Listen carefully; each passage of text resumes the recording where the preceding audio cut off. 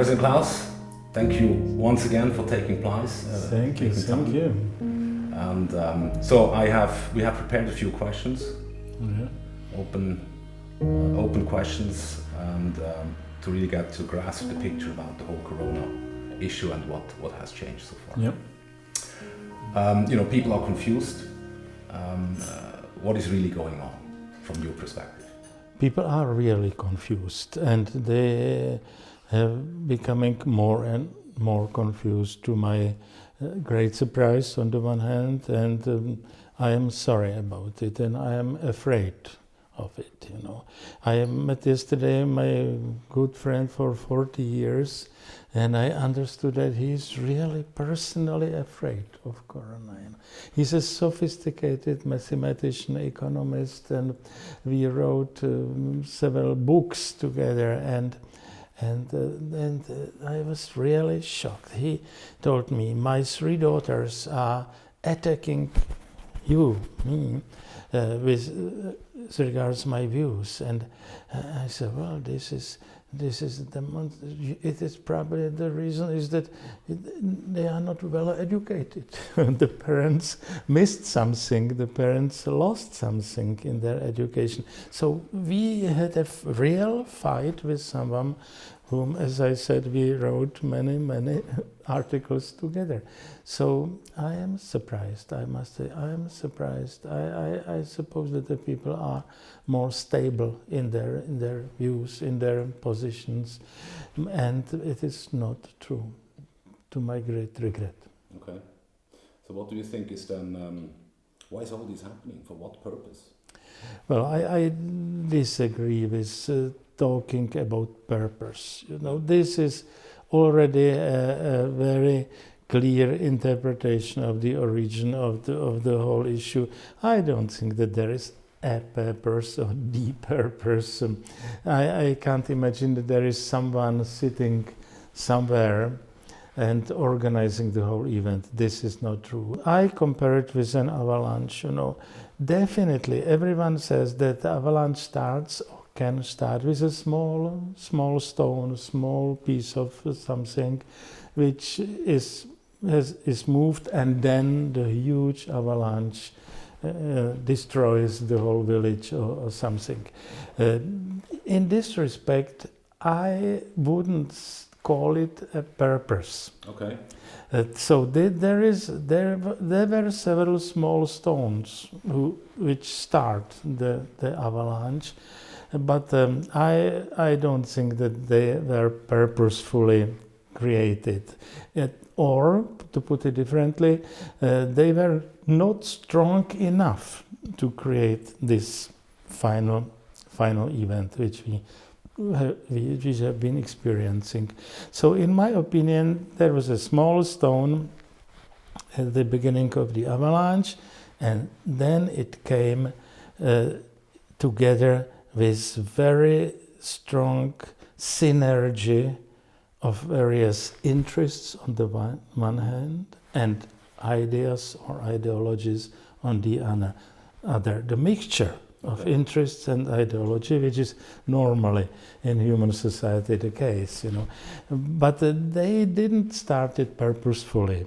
Okay. These interests and these ideas, but together, this synergy of all of that, which was not created by anyone. Okay. Is, in my opinion, the explanation of the whole tragic story. I mean, yesterday when we had lunch together, basically you were mentioning that powerful forces are pushing for lockdown and more. So who are these forces? Can you describe them? These forces are. I have to return to my previous sentence. These forces are the representatives both of various business interests on the one hand, and ideological interests and ideologies on the other. So there are people who can really have a profit connected with this pandemic and with all the vaccinations and all the lockdowns, and so there are such people. But I always stress that there was no the original godlike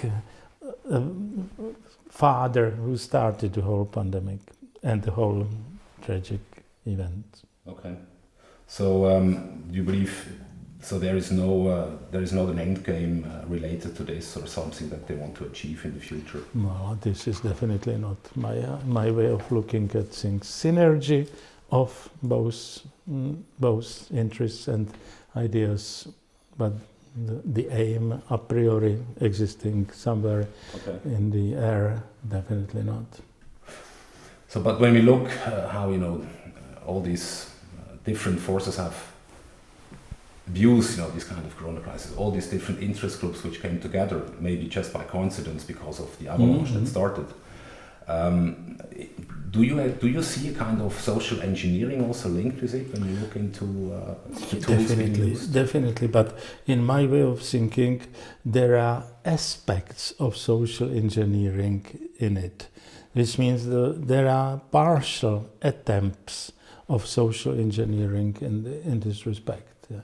But again, I refuse to see it as a social engineering as such, an sich, in German. So all this, the social distancing, the masks which didn't work at the beginning, now you have to wear a mask and so on. It's all the kind of conditioning, a kind of social engineering. Is that going that? Well, this is part of the story of the attempt to destroy free, liberal society, Western society, and all of that existed in the past. All these attempts to destroy our world, our Western civilization have existed for a very long time, definitely. But they needed a good moment. They needed to find an opportunity when to make the radical move to the destruction of our freedom and of our liberty, of our prosperity, of our economy. And that moment, in this respect, the pandemic helped to help them to achieve their goals. Okay. So how do the principles of a free society contrast then with those of a socially engineered society? We who experienced communism and I spent still 2/3 of my life in a communist society, so the experience is very deeply rooted in my body, in my thinking. So this experience motivated us after the fall of communism to change our society, to introduce freedom, to introduce free markets, to introduce standard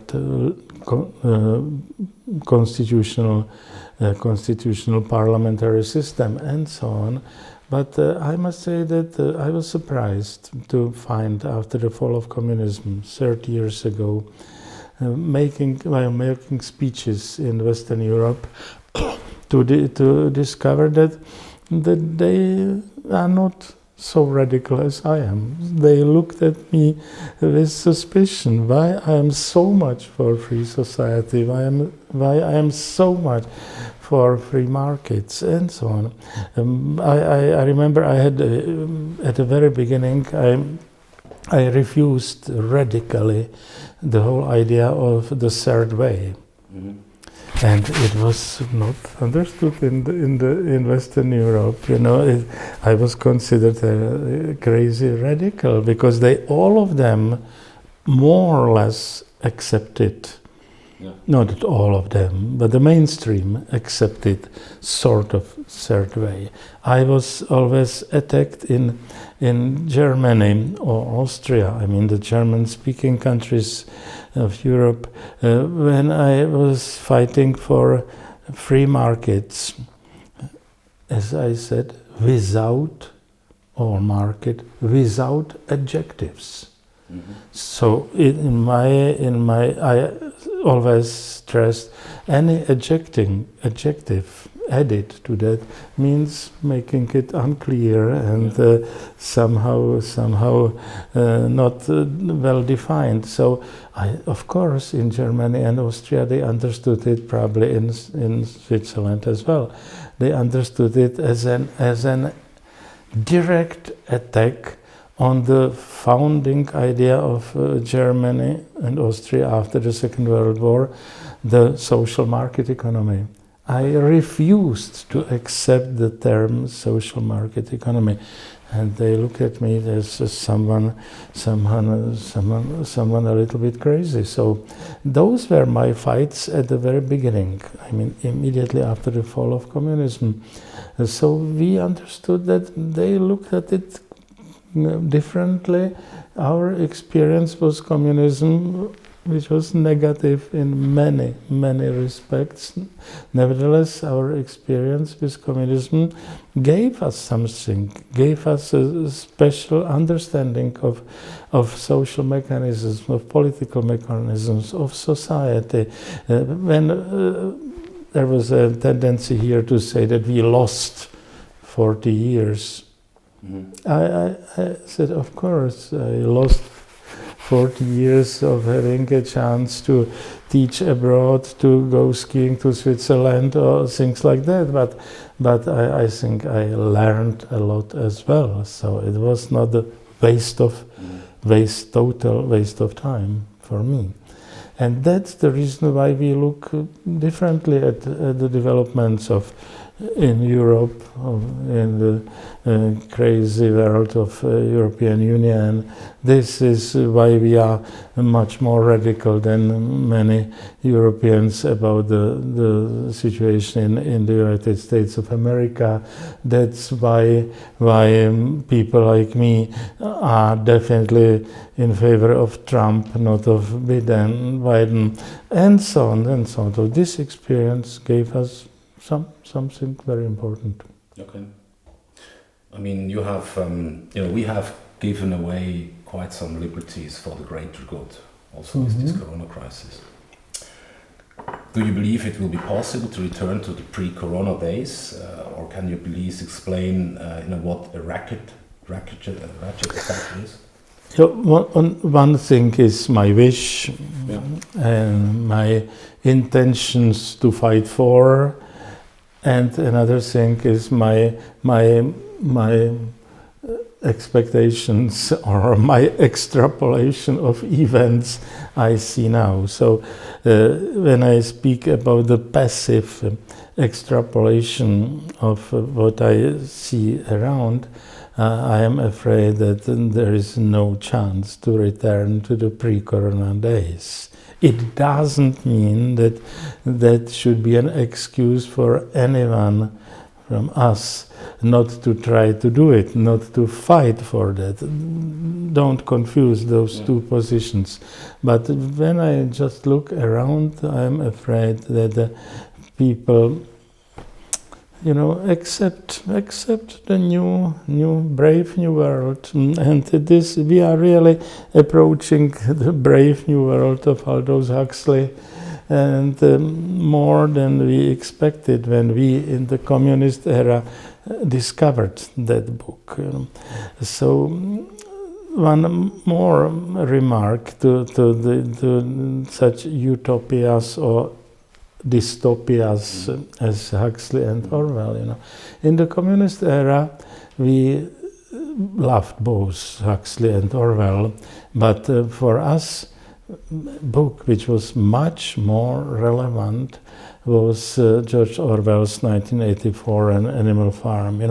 Because at that moment we felt the political oppression, the direct political oppression, and therefore Orwell was our guy, who all of us distributed here and copied on our writing machines, and so I know people who simply typed the Orwell's book and made it 6 times plus 6, which means to have 36 versions of that book, the copies of that book. No one was doing that.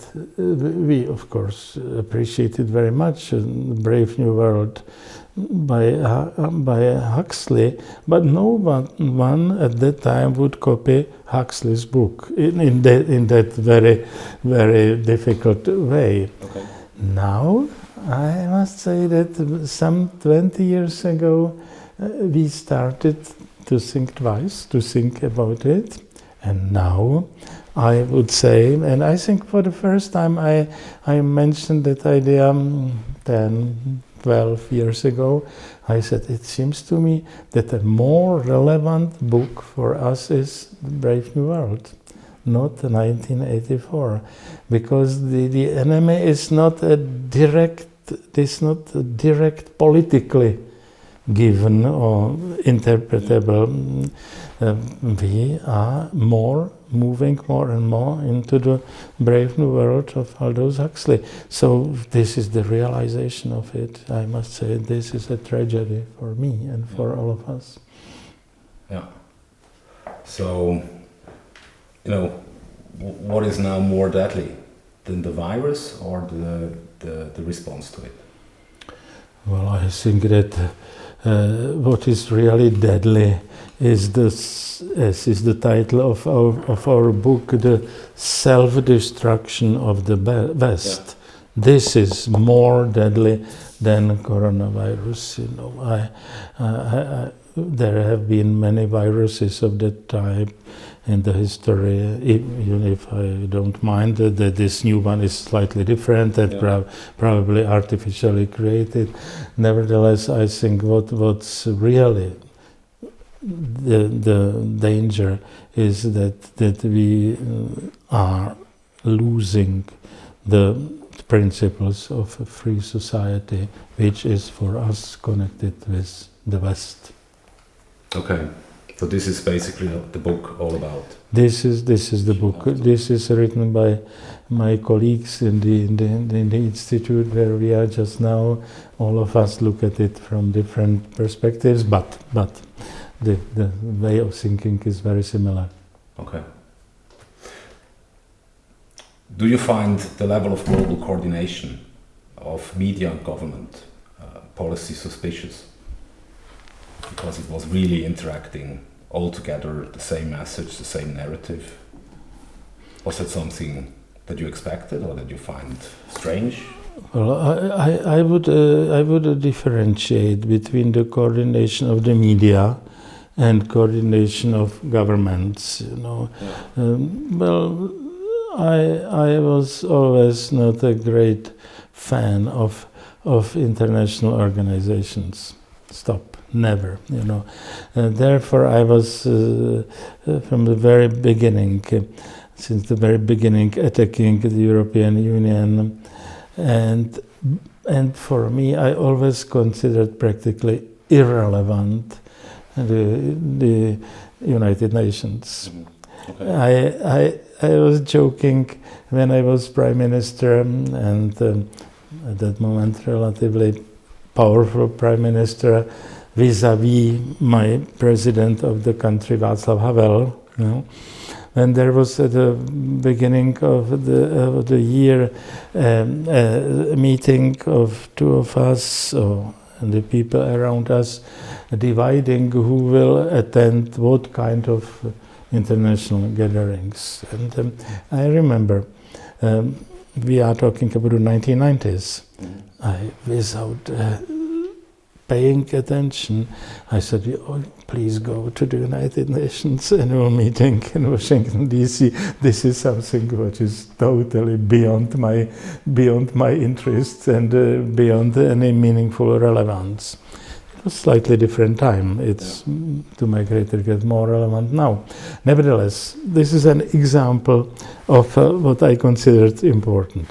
On the other hand, to attend at the beginning as only guests, the EU summits was something what I considered very important. So I was always critical to the international organizations because they are not based on authentic interests and authentic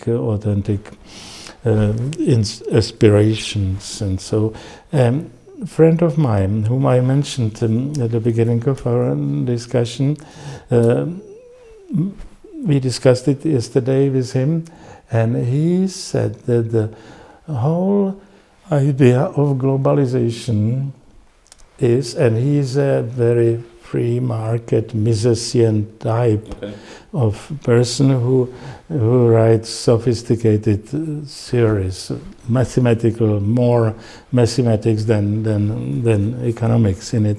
And he said that the idea of globalization, which is a radical statement, the idea of globalization is the victory of the loss, of the losing battle, losing war, of the loss of the idea of well-defined property rights.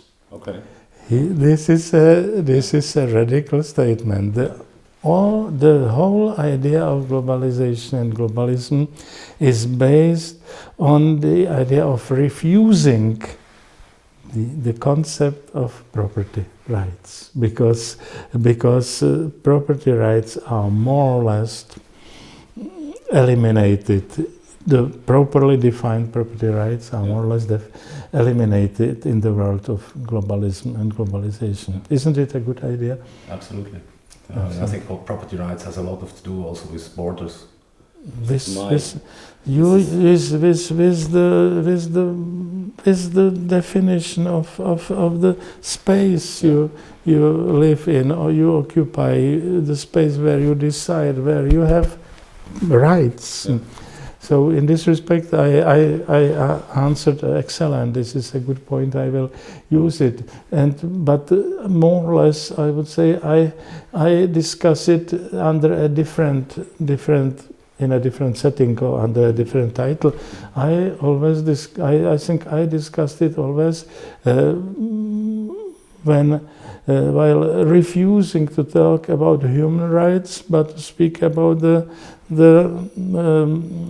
citizens' rights, Bürgerrechte. Yeah, this is a total difference because there is no citizen in the world, therefore he cannot have rights. Bürger in Switzerland has rights because that's a closed world, closely defined entity, politically defined entity, whereas the world is not a politically defined entity, and the rights are meaningful only in politically defined entity plus economically.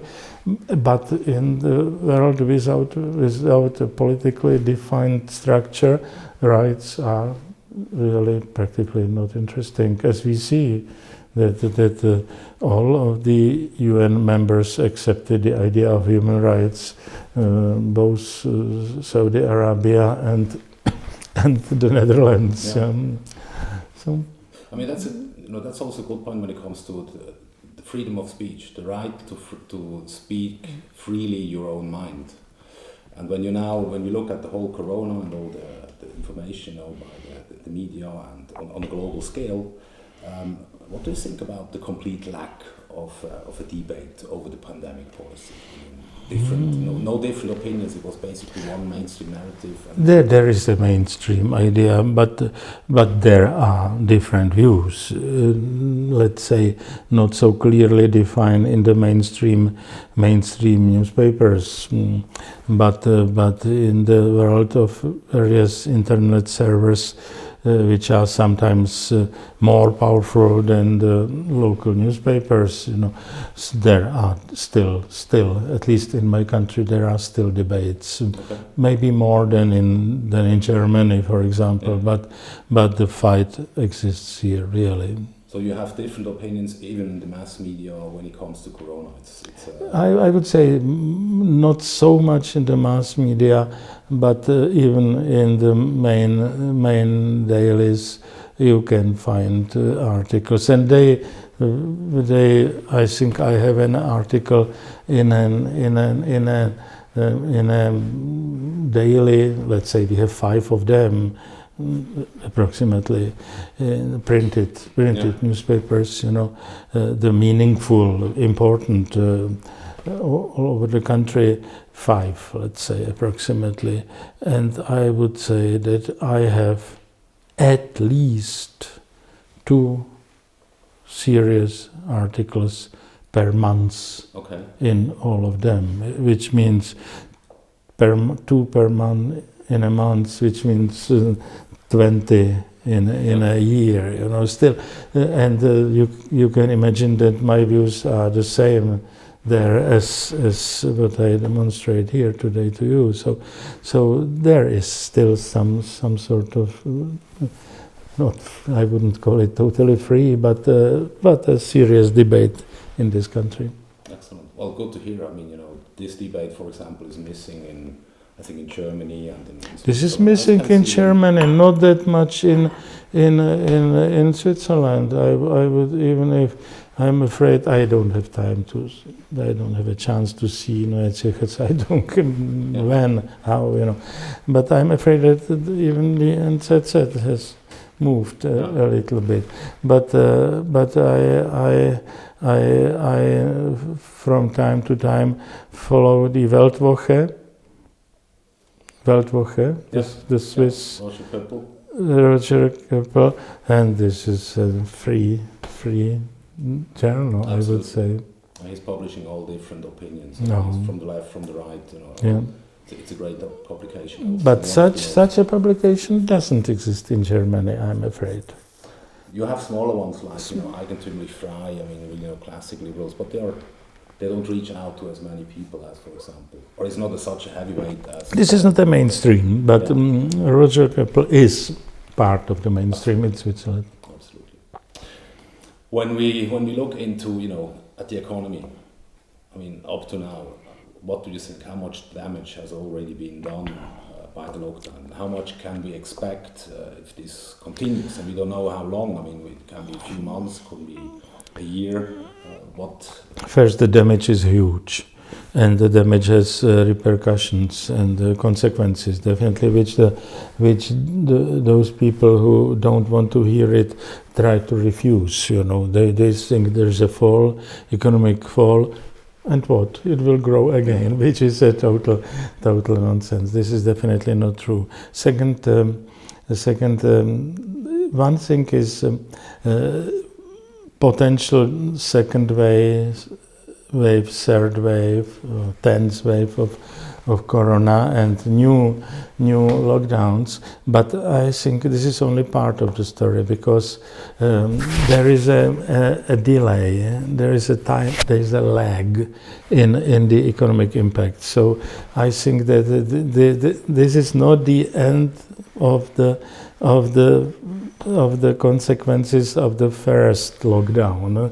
It will have consequences because many firms can survive it for some time. But now you see the problems that are reappearing, not connected with the second wave of corona, just the follow-up of the first wave. This is what we see and what we feel.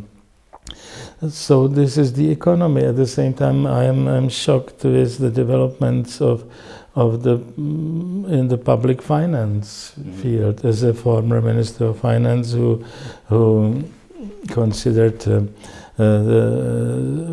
balanced budget as a must, as something unavoidable, and something I can't imagine not to have.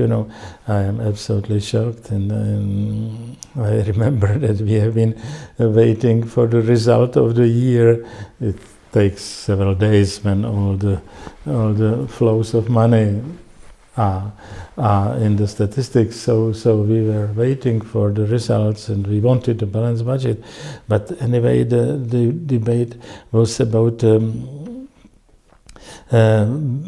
billions of Czech crowns. Yeah. Now the question is about hundreds of billions. So this is a total disappearance of elementary thinking, which was considered necessary for the whole history of mankind. Sometimes violated, but basically it was accepted that this is a rational idea to have a balanced budget. Now I think even that idea has been lost. So, but I mean, then the way I understand you is, we have most likely we're going to see a huge economical crisis. The results of it, of the impacts, global supply chains have been disrupted. A lot of companies who were in the farming business, food business, has also been disrupted. So I think we are seeing famines mainly right now in the third world, but moving. So we have a scarcity of goods and services, and we have inflation basically when it comes to money printing, government budgets. I mean, everything stands. I mean, it's really where we are at a point where we can say the old world might be phasing out. What can be the replacement of it? The replacement of a free market is just one, and this is either total chaos, anarchy, or a sort of planned economy, or to put it in a Walter Eugen's German term, administered economy. This is the Walter Eugen's famous article in 1946. A centrally administered economy was his description of Germany in the Hitler's era. So I don't insist on using the term planned economy. I think the Eugen's term centrally administered economy may be a proper one. So we are definitely moving into such a world.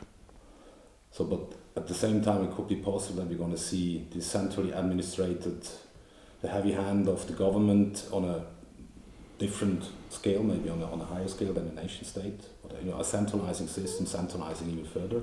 But at the same time, you also say it will be possible that we can see decentralized actions. So people are segregating municipalities or certain regions, segregating from the official system. This was our experience in communism.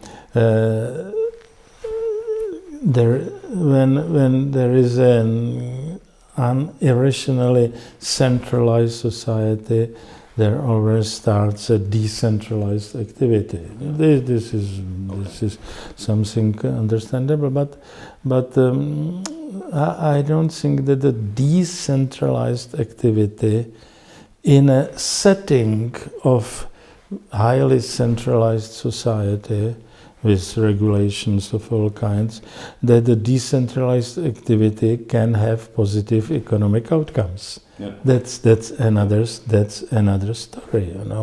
There is no doubt that in the crazy world of Soviet Union, when they collectivized the agriculture and it was impossible to buy basic foodstuffs in the Soviet Union for half a century. Yeah. The fact that the central planning simply didn't help in this respect. The fact that there were some local agricultural cooperatives which were able to bring some food to the main cities, that was definitely an improvement for a standard Soviet citizen.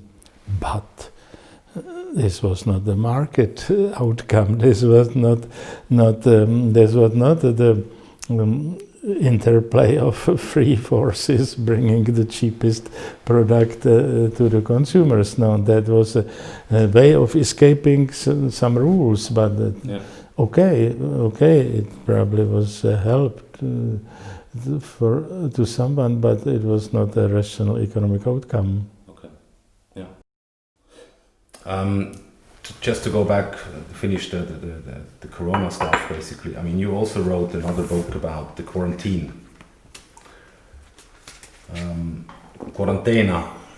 Can you elaborate quickly, if you would have to summarize it in a few sentences, what is all about this book? Well, in fact, the book was written in the first, practically in the first 2 weeks of Corona, of the first wave of Corona quarantine, or as this called lockdown these days. You know, it was the reflection of the first feelings, and it was published daily in our main internet server. And so we commented various aspects of the Corona situation, which I think don't need to be rewritten today, because I think we expressed our basic views that this is not the way how to solve eventually even a dangerous pandemic. You know. So I still think it's relevant, and it discusses the long-term effects, the side effects, and definitely we refuse to discuss the medical issues as somehow unconnected with the social and economic and political issues. There is always a trade-off. There is always a trade-off between the number of people ill or dead and the political and economic and social consequences. This is not either or. There is always a trade-off, that the more of one thing, the less of another thing. So the society should accept the trade-off as in any other human activity. Okay. If you discuss in economic elementary microeconomic textbooks, the society either produces tanks, panzers, or butter. You know, this is a famous curve. Everyone knows. The same is in this respect. You know, and we have to look at it. We have to try to discover how the curve is posited, how the slope looks like, and to discuss the trade-off. And this is one of our main topics. Okay. So too many different intellectuals working in their own field, not seeing the implications when it comes to another field of topic. Yeah. I mean, a lot of people are also confused. You know, I mean, some people believe when the vaccine is coming, everything will be fine. I mean, what do you think about that vaccine? Feelings? I am not an expert on vaccines, and I don't want to suggest that I believe in the quick appearance of a vaccine or not. No, I don't. I am not almost even not interested in those issues. This is beyond my field of knowledge. But what is really dangerous is that the modern vaccines include another additional problem, not just fighting the potential disease, but having side effects which can be as bad as the original disease. And this is the issue of the day, because some quickly introduced vaccines may have such a tragic side effects that it would be better not to use them. So you personally you would not go. I mean, the vaccine usually we're talking about 10 years, then it's called the gold standard. So how to develop a vaccine to make sure that everything is fine. Now this time it would have been done in a few months. You know, I am a lucky person, because I am I'm old enough not to pay attention to me personally, old enough to expect that there will be no vaccines during my lifetime. So I have an easy answer to that. Being of your age, I probably would look at it differently. Okay. We have all of us different discount rate when discussing the future. Another point which is of interest because it's heavily debated is this immunity passports, digital ID. Is that something? Do you have something to say when it comes to that? Do you think it's likely, or is it just No, I am afraid that you have many crazy things in the current world.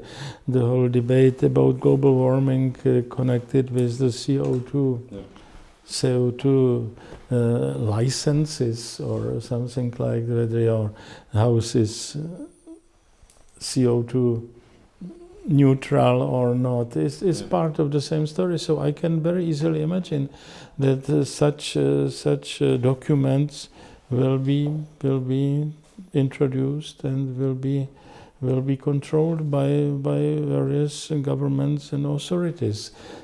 On the other hand, I think that in many countries, or some countries at least, the governments would not be able to introduce it. I'm afraid that other authorities, including the businesses, will introduce such corona passports for their workers, for their people working there, without the constitutional obligations to do it. Some people wouldn't be able to be employed without that, not because of the government decree, but because of the crazy behavior of business leaders all over the world. Yeah.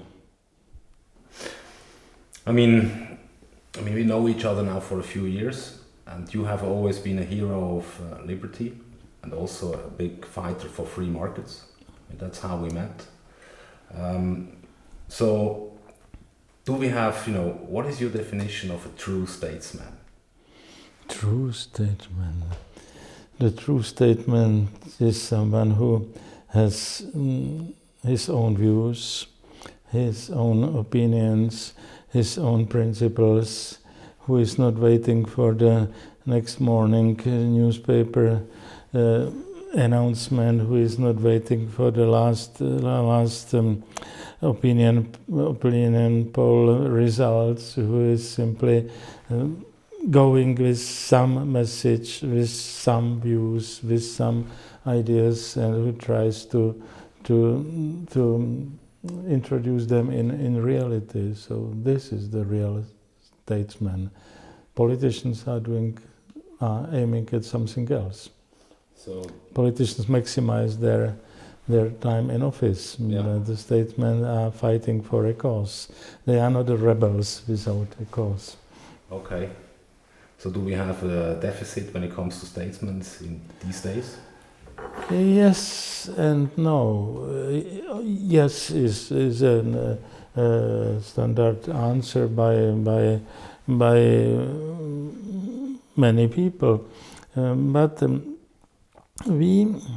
I have discussed with someone from Slovakia recently who told me, you are with all the troubles, you are still a lucky country with having a president of the state, a president with a personal history.